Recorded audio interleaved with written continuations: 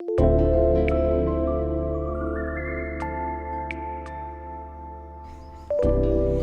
y'all, I'm Niccara. And I'm Brandon. And welcome to our podcast. But Make It Books. Where we are bookishly healing through life. And this is going to be our next episode. Yes. All about survival. Survival tactics, survival techniques. What it takes to survive through life in a handful of situations. Yes. Not many, of course. Very specific to just one, I guess, But I think that's a great way to kind of like kick off the podcast with like a content related one, like what kind of things like that people can expect. Right. So of course, wondering, how are you today? How are you feeling? Just tired. But I'm gonna make it through. I've been doing these IV drips, so like for all my vitamins, but I'm also taking vitamins so I can keep my energy. This is very millennial woo-woo. But it does help. So help with mood elevation, stress relief. How about you? Yeah, it's so funny because you say that. For me, I've been trying to switch just to tea from coffee. And I'm having very poor success with that because there was tea, coffee in here. Yes. Good news is I did start the day off with tea though. Oh, that's good. So my second beverage, first was water. It's always been water, but second beverage of the day was tea. So I'm trying to get better at that. Drink water in the day, like at the start of the day versus like after I have my coffee. Yeah. No, my dad yells at me all the time. Yeah. First thing I do, where I started, go to bed with a big glass of water beside your bed, and then whenever you wake up, before you do anything, before you check your phone, before you check to see if your alarm is past, whatever, just drink that water. That's fair. Just drink it, get it down. Yeah, I have a carafe on my desk. Yeah. I mean, on my nightstand. I just don't. You know what? We're not gonna talk about me. We'll get into practices. We gonna look. I try to make $1 out of 15, and sometimes it don't work. Sometimes it don't work. You had about 85 cents. 85 cents. Maybe 75. But I hear you. I feel you. It's giving 3/4. But guess what? You can survive off that 3/4. I bet. Can't even get no $1 for $1. Exactly, no more. I know. Ain't that sad? Ain't that sad? Can't even get no McChicken. It's a McChicken plus 15 cents. I know. Yeah. So that's what's inflation. Eggs are rising. Everything. Oh, they went back actually recently. Yeah. Well, recently. Yeah. But recently. I mean, it's like we've gone through this. Of course, inflation and rising costs, things like that, is something that goes on, and so. And I feel like I get trapped in that thing sometimes. I'm not complaining too much because people before us had nothing. Yes. And I think that's what's really cool about our book selection for today, Yellow Wife by Sadeqa Johnson. Here is a woman who was born into a system that had nothing and was giving nothing. Yes. But promised so much. So much. During a time where I feel like most people have expected something, when you turn 18, something's going to happen, right? Yeah. And then really, something did happen. Yes. Just not what she thought, and so there goes the survival instinct. And, having to survive off of so much less than even what we talk about today. And what we need to do to fix everything and move forward, but to see that we know and know that we came back from less. So I really wanted to talk about this episode, a little bit about that kind of stuff and what it takes to just push through, of course, through our lens. This week, Yellow Wife by Sadeqa Johnson.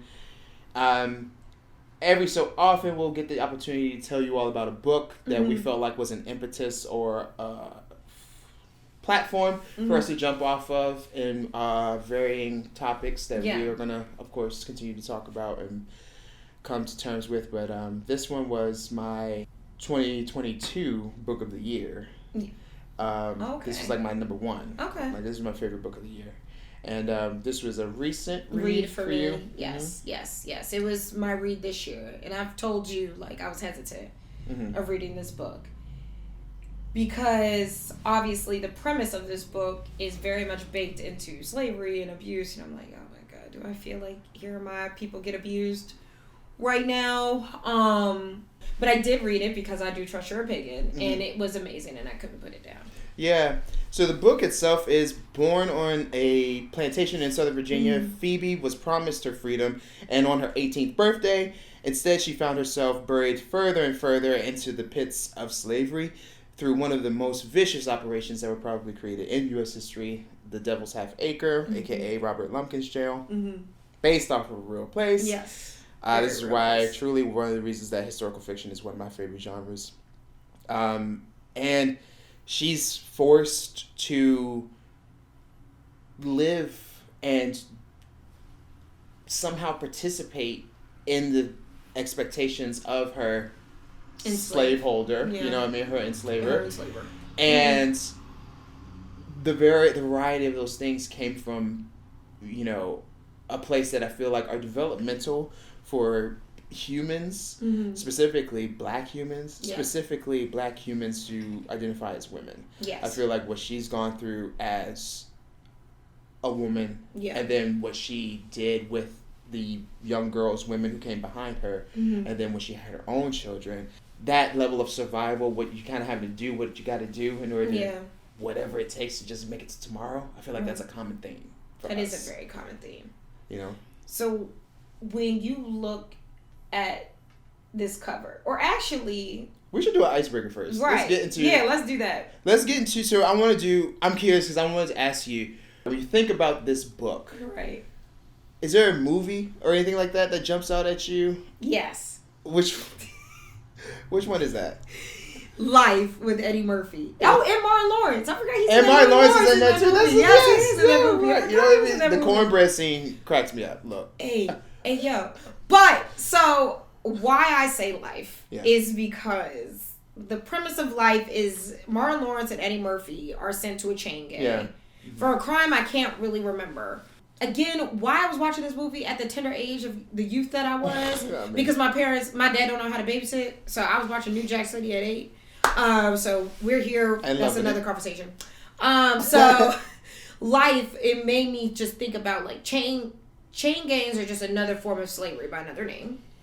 And the scene when they were like, "Who baby is this?" remind me of Essex in the book when, and I don't want to give away anything. He ran away before that could happen, but like there could have been a situation in the book where it could have been like, put up this baby next to all these people and whose baby is it?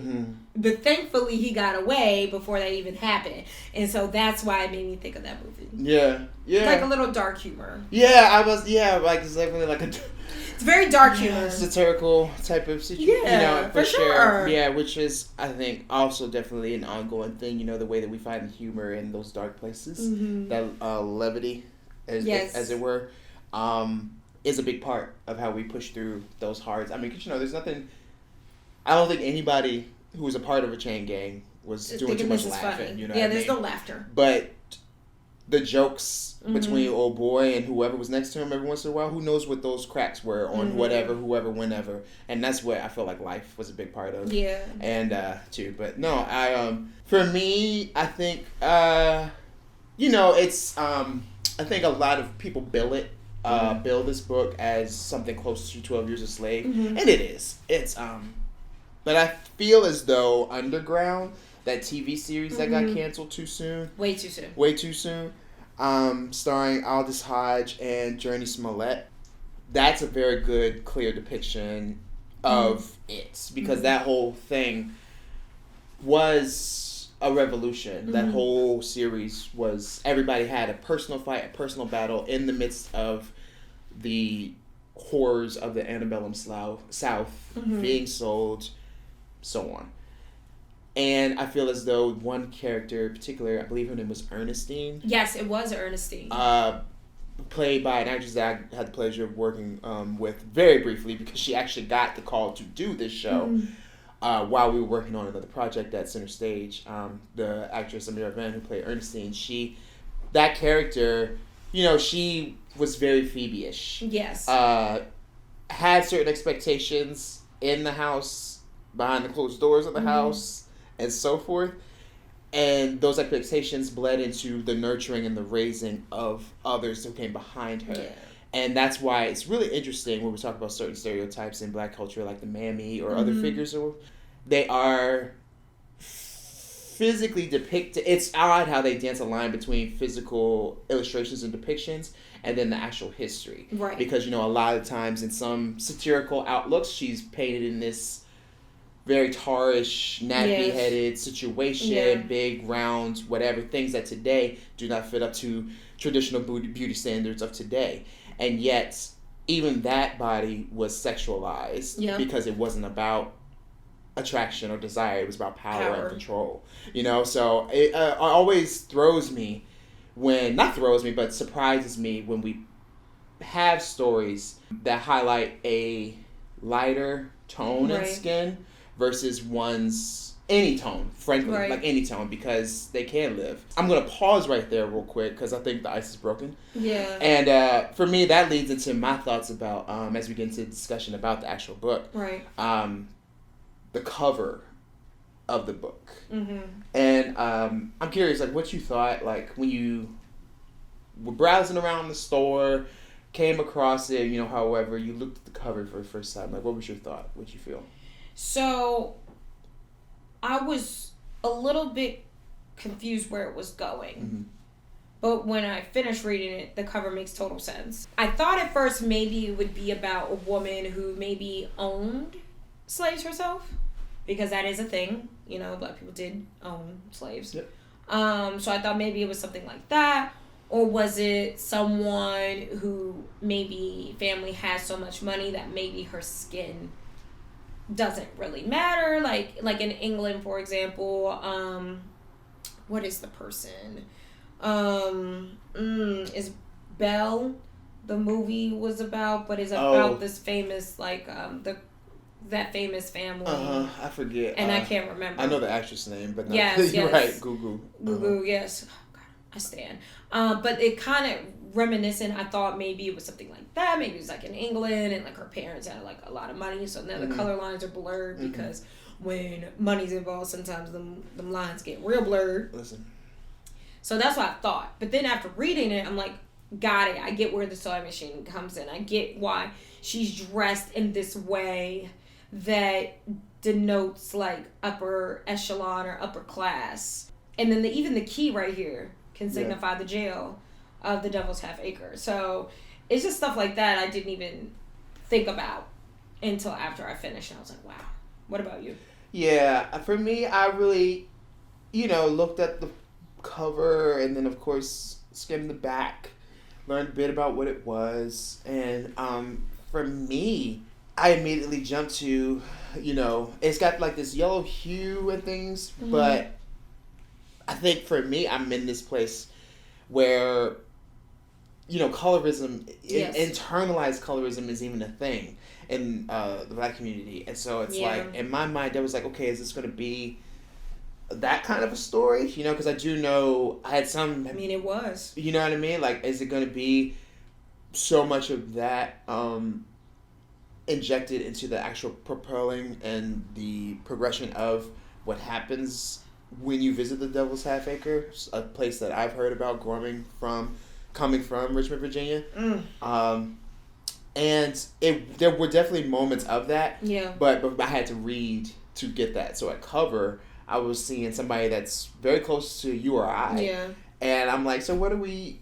The dress is yellow, but is this a book about a dress? And I was like, it's yeah. I really was like, and then like similar to you, it's like another slave narrative. I don't know about that. Yeah. Because I think I had not long ago finished reading the Underground Railroad, which was amazing. Right. But still, and I was just like, that stuff's just hard sometimes. Yeah. Necessary, in my opinion, in a lot of ways, but hard. And so I was like, I don't know if I'm gonna do that. Colson Whitehead. Mm-hmm. I mean, another book that's like similar to this that he wrote is Nickel Boys. Yes.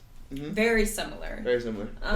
Also sad. I cried so bad at the end of that book. But when I think about yellow, I'm like, oh, high yellow, red bone, yellow bone, all that stuff that we make up. Because it's so made up. It's so made up. It's so made up. Yeah. I mean, I think about it too in the book, like, wish she had been chosen. Mm-hmm. If she wasn't. And that's the colorism, and that is a part of it too. Because I don't think she would have been chosen if she wasn't that colored. Yeah, right. By Robert Lumpkin, a.k.a. the jailer dude in there. But, like, the real Robert Lumpkin. Which he did take marry Lumpkin, who is based off of as his slave wife, because like his property. Right.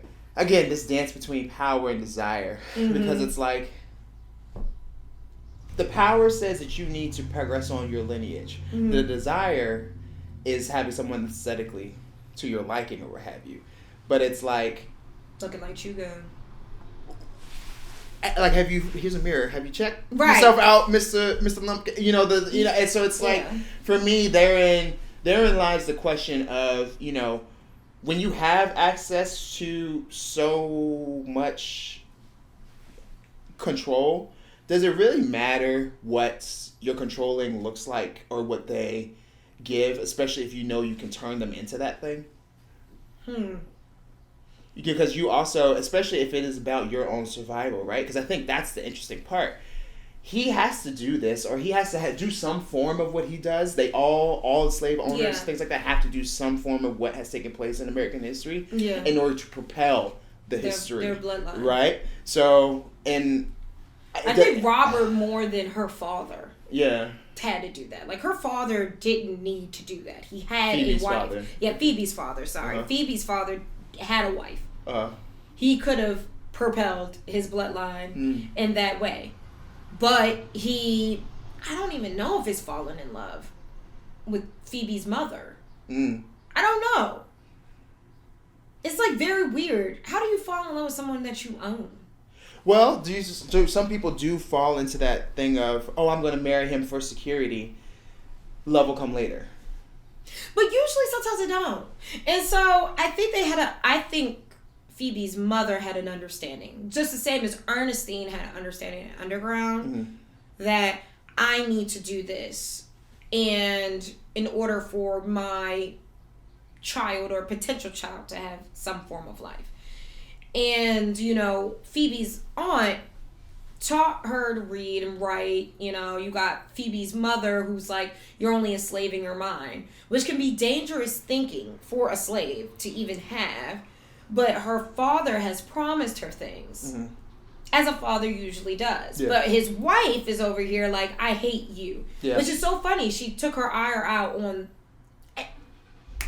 I don't know. Yeah. The answer to your question is I don't know. Because I think there's so many different layers in here. Like, I think Robert had more necessity than Phoebe's father did. Yeah. Because I think he knew he would never marry a high-class woman. I'm going to put those in quotes. And what color was Phoebe's father? White. Just so people... Yeah, white. Is white. And so, I think... But a slave jailer is not at the same level as a planter. Even though we know who's the one doing the planting. Word to Hamilton. And so... we know who's doing the planting in Virginia. Anyway, I think, like, that obviously looks different than someone who, like, literally breaks slaves. Because he would never find a woman like the way that Phoebe's father had. So he had to do that. He had to do it, yeah. And because, so again, it's like out of necessity, like out of, the need to propel, to go forward. Because she didn't ask to be chosen. No. She was being whatever, potentially somewhere, and her tenacity and dynamics and stuff, like, intrigued him and excited him in a very perverted way. Yeah. And he bought her. Yeah. So there's no favors being had here. And then at that same time, if you bring up another character in the book who would never have been chosen by him, Isis, who is darker hue, he would never have chose her to be the person he showcases in society. Another book that I think about that ties to survival in this is Winch, and I forgot the author, but it's a well-known place where slavers used to take their slave mistresses and dress them up in finery like this, and they would be in this vacation home so men could be with these women and do the things that they do. Yeah. And color didn't matter then. It didn't matter then. Yeah, definitely not. No, again, I think for me, and I say this often, it's like a lot of the times white people don't know the dynamics of blackness, but then I also say that black people often misunderstand the dynamics of whiteness. We often get into tunnel vision at times of, oh, your greats did X, Y, and Z. And that's all relevant and pertinent and we didn't discuss today, to be clear. And I feel like part of that is the acknowledgement that these people were also the sons and grandsons and so forth of somebody before them and before of a whole completely jacked up system that is older. It's as old as the planet, damn near, or of humans. You know what I mean? Like the human race. So for me, it's like a lot of this stuff is residual and passed on internally in ways that God knows how far you actually have to reach back and down deep in order to actually make better, right? So not knowing that, they probably wouldn't have known that because this is very much. These types of conversations are very, like, new. Like, very this new. Exposure to health and mental stability and so forth is still very turned of this century. And, like, womb trauma. Yes, so much of that is still very now. But, back then when there was no words for this or what have you, that's the problem right there. Everybody's just working and moving and progressing and getting to tomorrow. And that's what everybody's mentality is. This is how it worked for them, so it's going to work for me. Right. This is how they did it, so I'm going to do the same thing. I'm just trying to survive. I'm going to make it to tomorrow. I can't be the thing that ends all of this. How can I be? All of that stuff is wrapped up into a lot of American history, regardless of your color. How am I going to get to tomorrow? Yeah. Because it wasn't built for a majority of people who look the way that Americans do today. Right. It only looked like one specific gender, color, the way that it was designed for, right? So when you don't fit into that bracket, how do you make it to tomorrow? I understand that, but also that bracket still needs to figure out survival as well. Yeah, it's just doing like little things each day to propel something a little bit forward. Like even in the book, like Phoebe she could barely do much, but the little things she could control, she tried to give some gravity to, or some light, or even record. Like even that's a big deal. Recording histories and oral histories, that's a big thing. I mean, even when you're talking about surviving day by day, I just got back from Richmond. Yeah. And 2 up, 2 down. I know, I ate way too much food.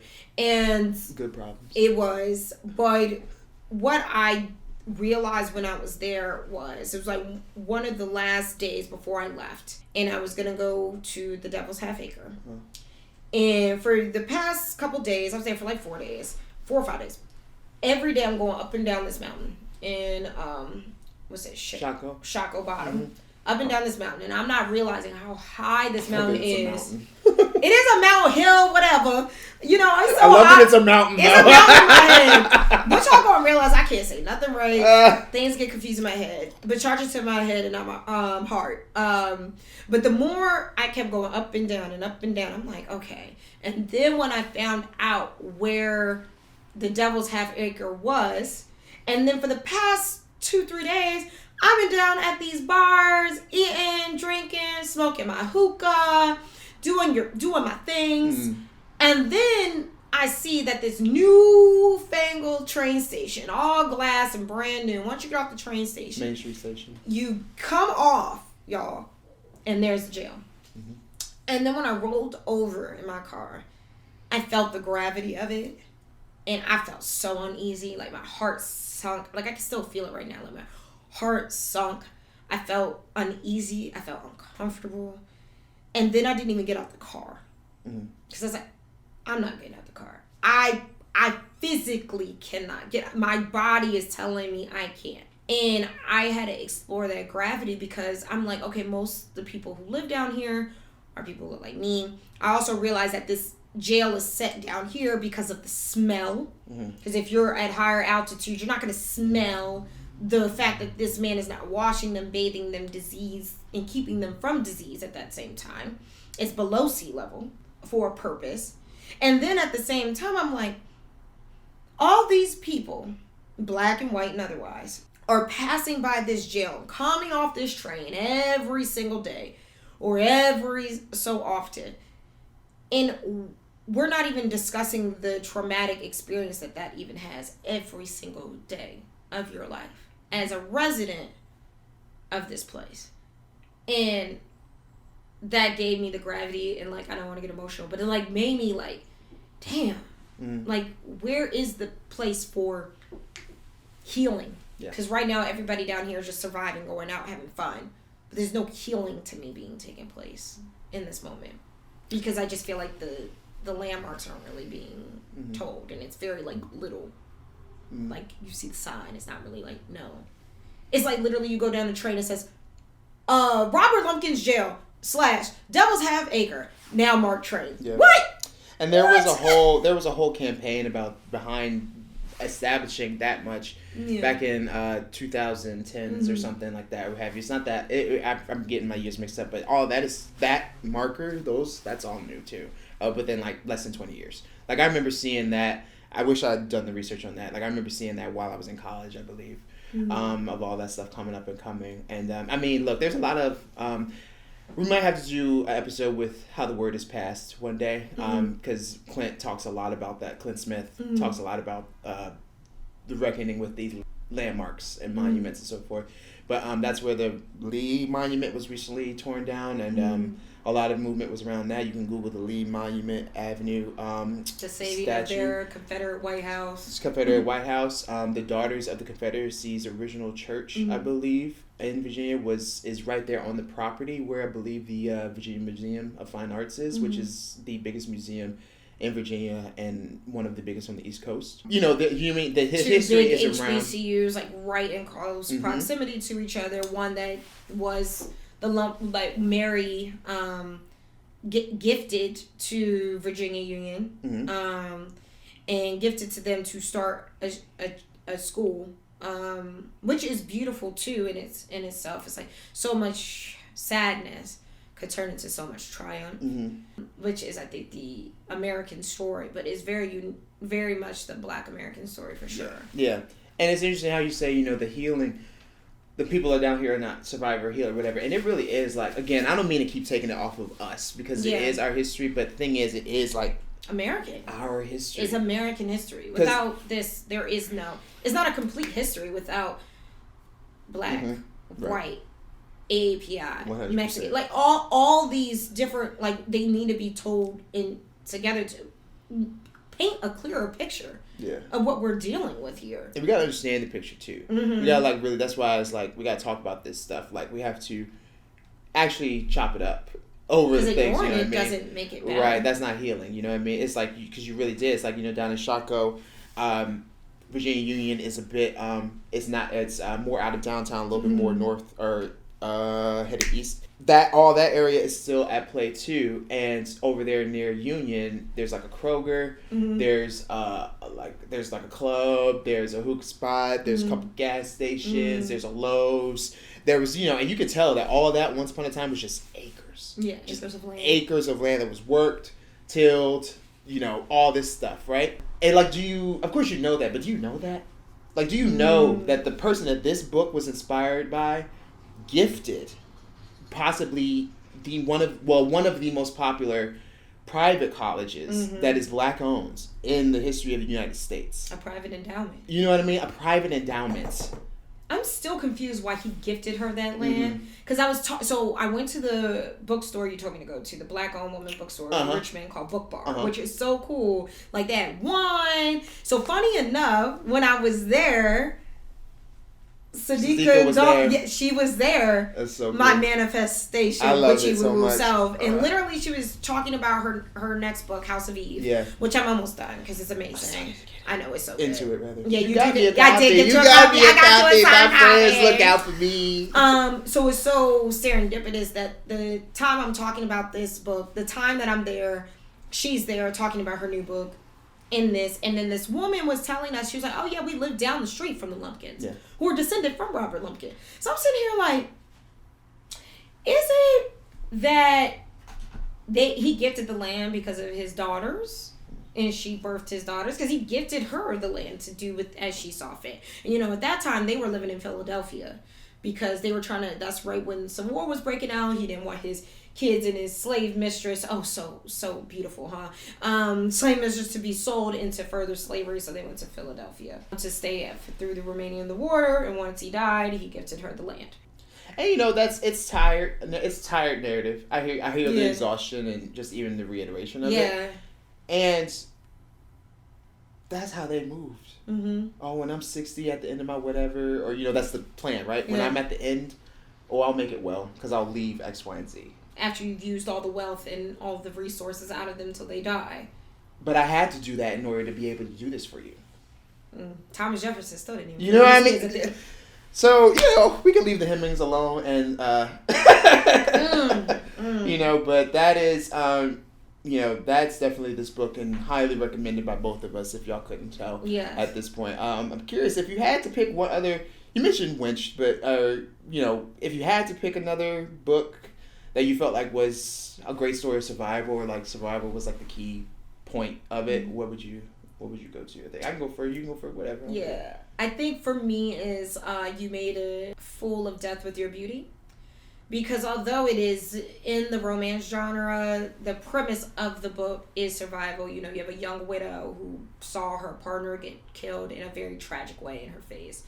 And her trying to piece back together to, one, find self-love, but also bigger love is in the ability to love is revolutionary. Like I said in the last episode, like love is revolutionary. Black love is revolutionary. Finding love within yourself in a society, in a world, globally of anti-blackness is a beautiful thing. Very beautiful thing. That's so true. Yeah.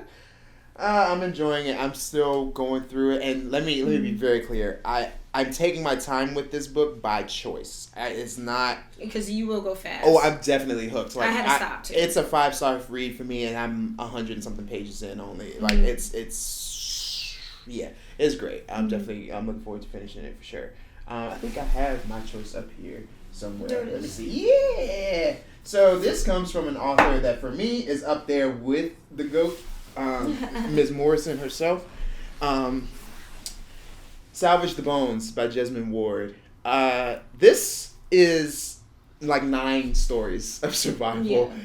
You have a teenage pregnancy going on, so the mother has to survive for this child.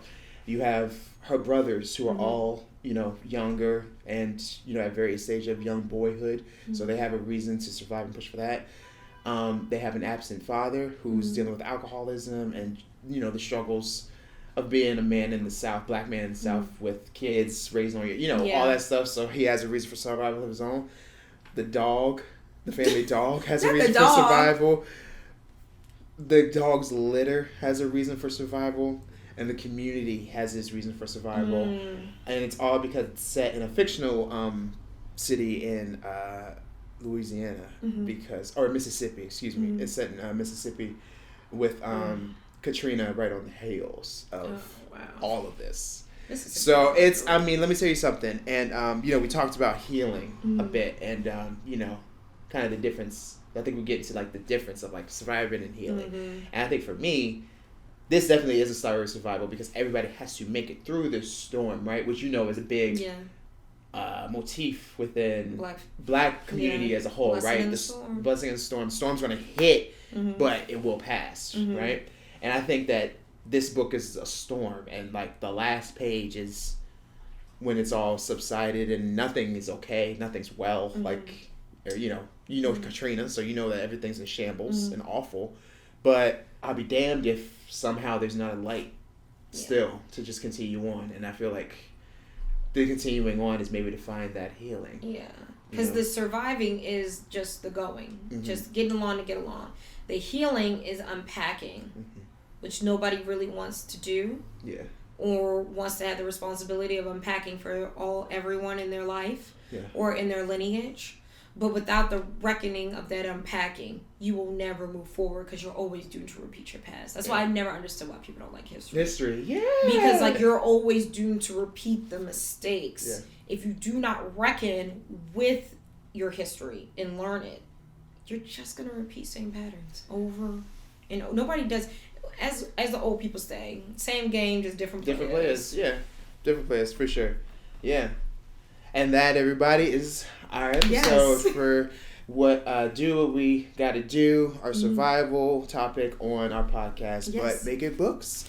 Appreciate y'all again for joining us. Once again, I'm Brandon. And I'm Niccara. And we want to thank again everybody over at Second Chance for donating our beautiful set. Thank you for the whole team at Charm City Books for helping us put this all together. And thank you, Lou and Coco, for keeping us company, sleeping underneath our feet. Eventually, we'll have a guest spot with them on it. I guess they'll have to give providing free air. Yes. And you can find us on social media platforms at But Make It Books Pod, and me at Niccara.Campbell, as well as Nicara's Book Club. And me at BRadBooks. There's B_rad.books. That's the way we go with it. You know, I've got some symbols in mind, but it works. B_rad.books. You know what I mean? He's the symbol, not why not? All right, let's go. Thank y'all, and until next time, continue to healthily live your life, but make it bookish. No, that's right. Peace.